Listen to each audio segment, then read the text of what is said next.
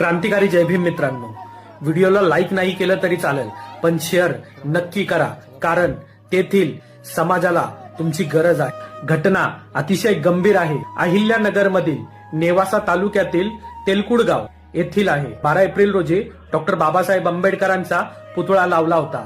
त्या दिवसापासून गावातील 3 ते 4 हजार जातीवाद्यांनी डॉक्टर बाबासाहेब आंबेडकरांच्या पुतळ्याला विरोध केलेला आहे आणि गावातील दलित वस्तीवरती दगडफेक केलेली आहे। महिलांना, वृद्धांना, लहान मुलांना मारहाण केलेली आहे। तर जातीवाद्यांचं म्हणणं असं आहे की महारांनो, तुम्ही खालीच राहा, बाबासाहेबांचा पुतळा आम्हाला चालतच नाही, बाबासाहेबांचा पुतळा तुम्ही तिकडे स्मशानभूमीतच लावा।